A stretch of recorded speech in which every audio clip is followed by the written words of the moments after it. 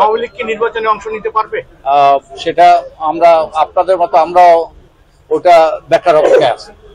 তাদেরকে কি সুযোগ দেওয়া হবে কিনা? আমি তো কোনো বাধা দিচ্ছি না। ওই যে আমি এই যে কোন রকম বাধা তো তাদের জন্য সৃষ্টি করা হয়েছে বলে আমি তো দেখছি না। ওকে, আর কেউ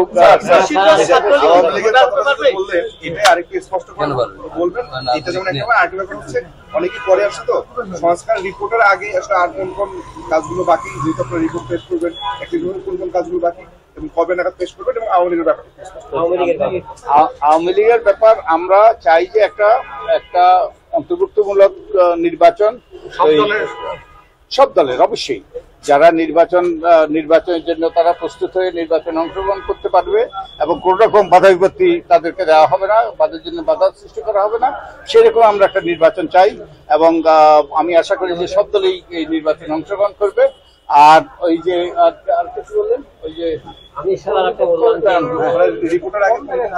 আর কোন কাজগুলো এখন আমাদের ওই যে বসে এগুলো নিয়ে পর্যালোচনা করতে হবে। আমাদের বহু হাজার হাজার প্রস্তাব এসছে, এগুলোকে পর্যালোচনা করে আমরা সিদ্ধান্তে পৌঁছাবো। আমি তো বলছি যে আমরা একটা অন্তর্বর্তীমূলক নির্বাচন চাই। সবাই যারাই নির্বাচন ওই যে অযোগ্য যদি না হয় তাহলে নির্বাচন করতে পারবে, সেই সুযোগ সবারই থাকা উচিত। এবং আপনি যেই কথাগুলো বলছেন সেই কথাগুলো নির্বাচন কমিশনের দায়িত্ব হবে। ওকে, অনেক ধন্যবাদ সবাইকে। আমরা আওয়ামী লীগের নির্বাচনে অংশগ্রহণ করতে কোনো প্রকার বাধা দিচ্ছেন না? আমার এ ব্যাপারে কোন রকম বক্তব্য দেওয়ার এখতিয়ার নেই।